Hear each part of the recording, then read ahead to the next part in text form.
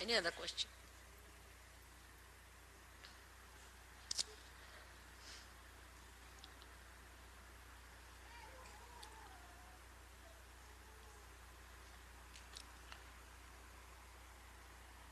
Mother, it seems that many of us here don't really know about the Hamsa chakra, About what? about the Hamsa chakra, Hamsa. in terms of understanding how it relates to the Vishuddhi and what we can do to strengthen our Vishuddhi. Hamsa chakra stands between the Vishuddhi and the Agya, as you can see clearly positioned like that. But from Vishuddhi, there are many nerves which pass through Hamsas and end up here. They don't all go to the brain. Or we can say that at this time, at this point, all our reactions, which are what you call reflex reactions, finish off. So, supposing now I get some dirty smell, I'll close my nose like that. Or if I can't hear, I'll just pull my ears like this. Or if I see something dirty, or if I see something jarring, my eyes will close automatically. If somebody tries to put a pin through me, immediately I'll spontaneously. It's all built in within my system and your system too, that you react with reflex action. Same thing may not happen to animals. Animals are different. Some animals have certain reflex actions, some have some reflex actions. But we are different, and our reflex actions, we are all practically just the same. There's not much individuality. There isn't much difference in our reflex actions. At the most, with conditioning, somebody might say, yeah, somebody might say, oh, somebody may say something. That's different. But the reflex actions are just the same.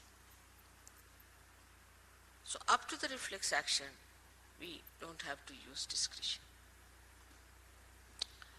Then starts our discretion part. As discretion starts when we are using these two nadis which meet here without going to the Agya.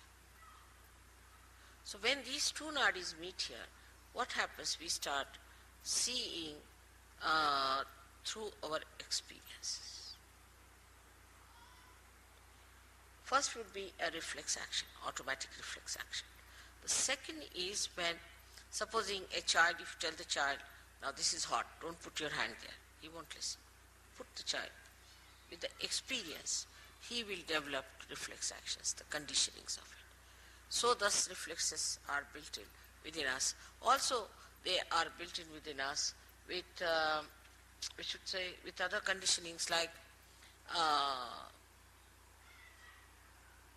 you see, in a country, supposing there's racialism, or in a country like ours, there's a caste system, then person react according to what they have learned from childhood.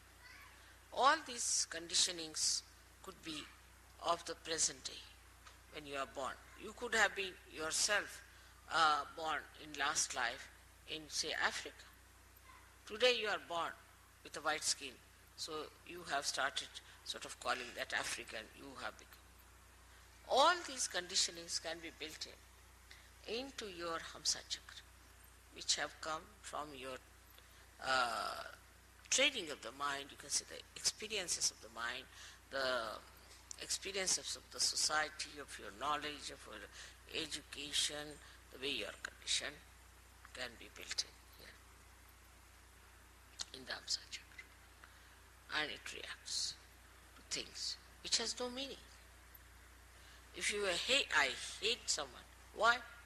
Because that person wears a blue jean or something, or you can say a green shirt.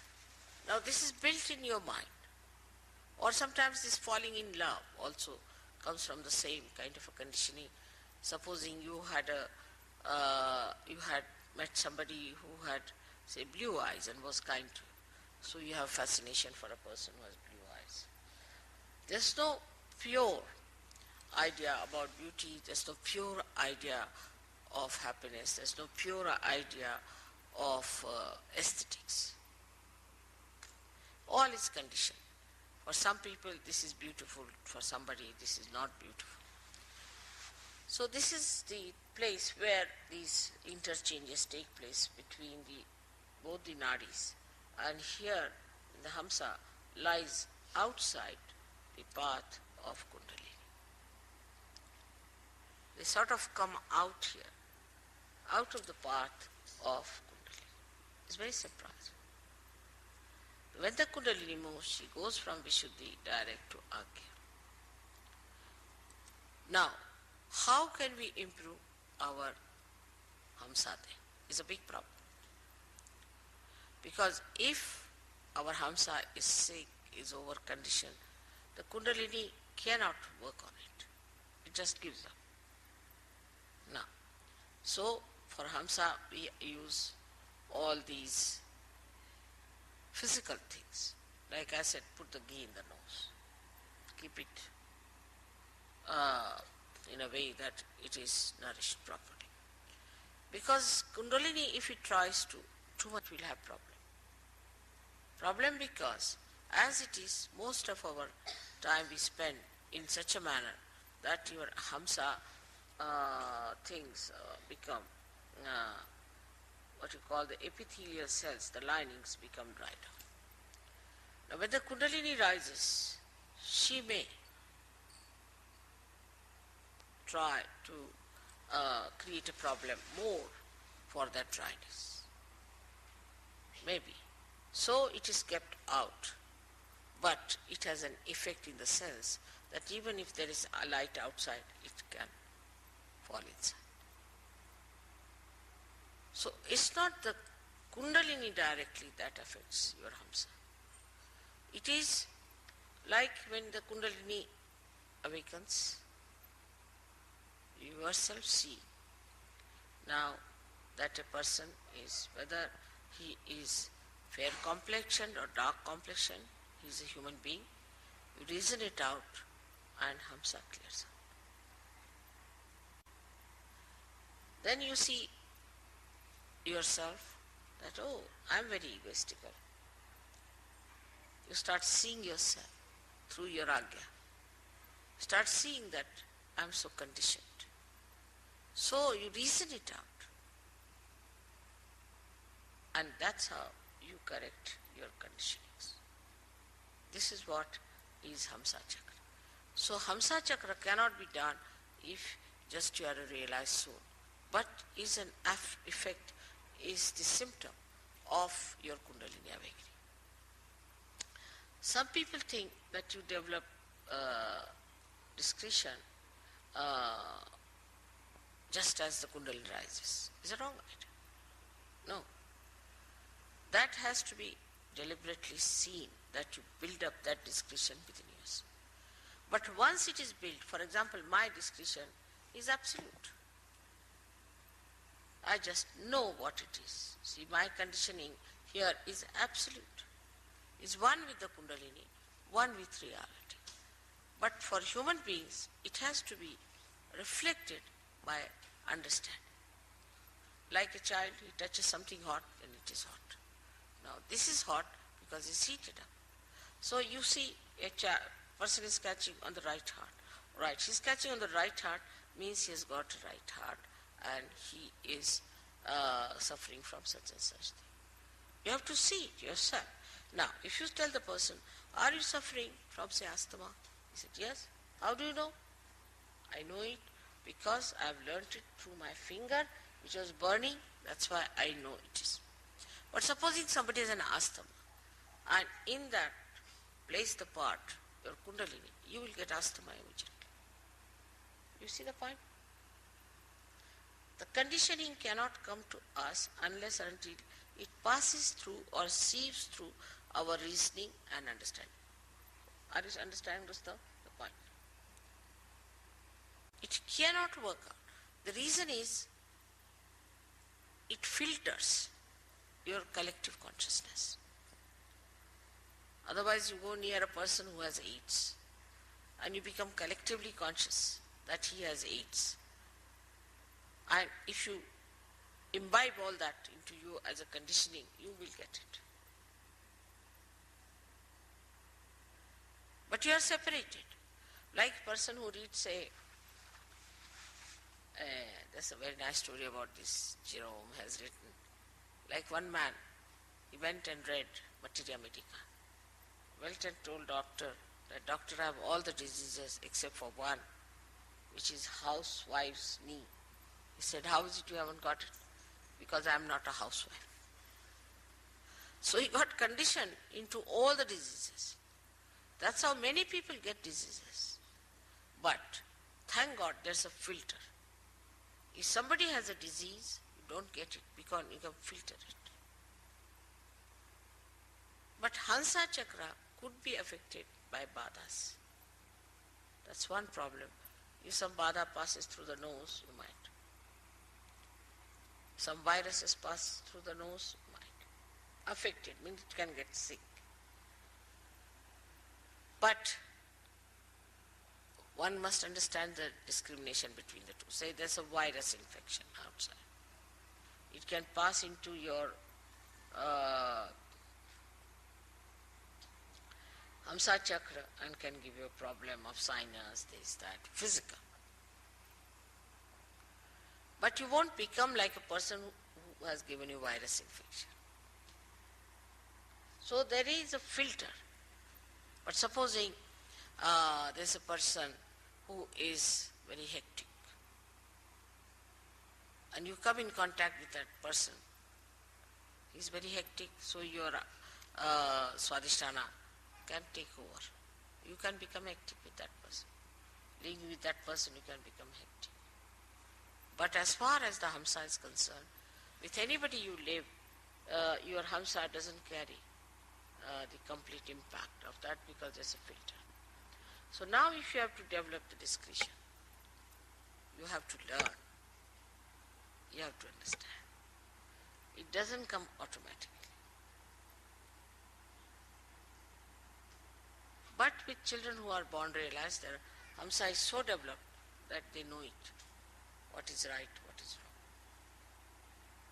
Because their Hamsa is so much trained that way, they don't have to use much understanding. But those who are now growing up, have become now Sahajogis, have to know through their own experiences their Hamsa. It's a filter also. But for a child, he knows what is right, what is wrong. Because his Hamsa is developed.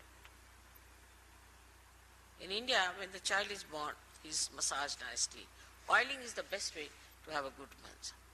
Oil his head, oil his body, put put some drops in the nose, everything.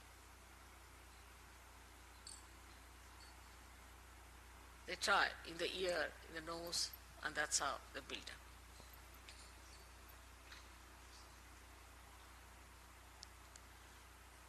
So, what I have to say that physically you should help your Hamsa chakra by using ghee and all that, and mentally you should use it by learning things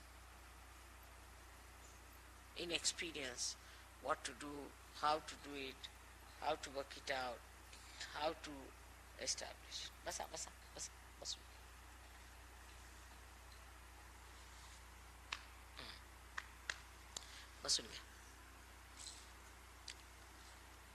That is how Hamsa chakra grows and makes you discreet.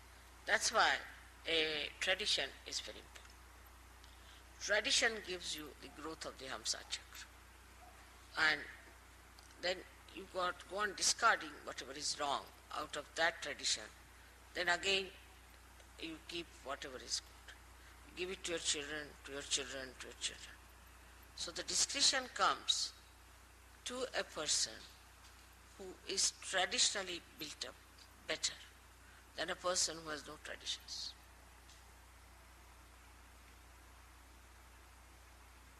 Now, for example, this morning I was discussing that people fill the wash basin and wash their face in the West.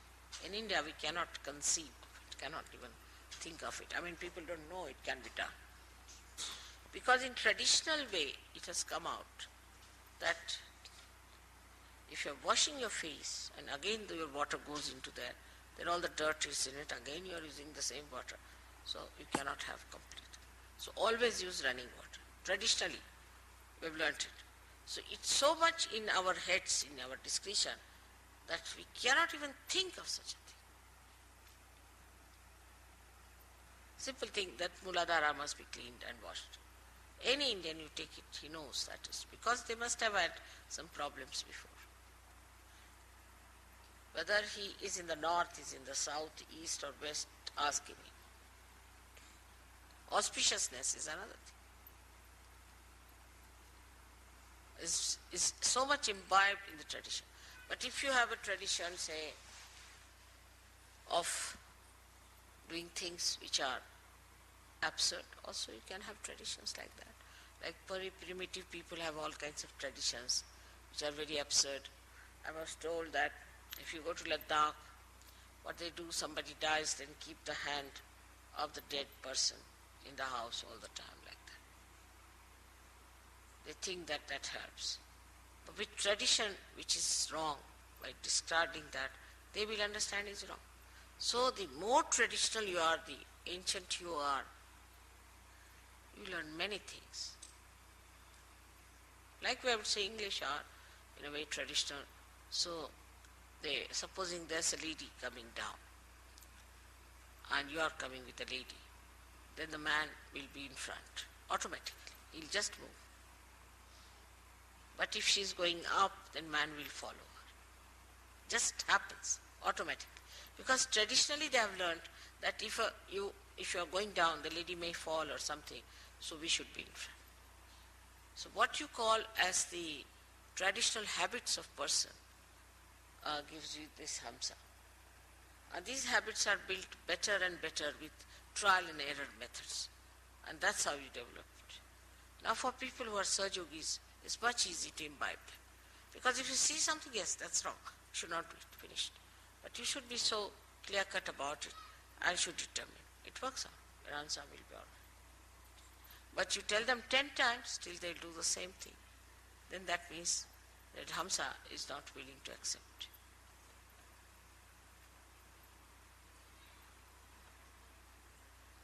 But you must nourish it, you must look after it, you must, as I said, also this kajal is very good for Hamsa chakra. All kajal and the oil in the nose, ears, is very good. All acts for that. Even, say, stalking to other person, to talk discreetly, is to say something which doesn't lose its power of affecting that person. Like if you say something very harsh, then you should know how to neutralize it so that he retains that into himself. All these discussions only come also by tradition.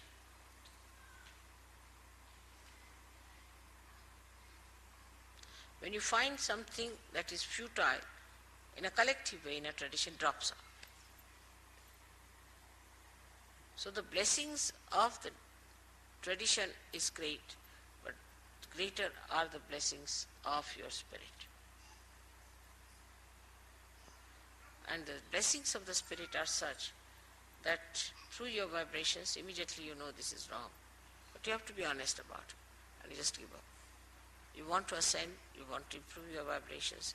So for that, whatever is needed, you will do.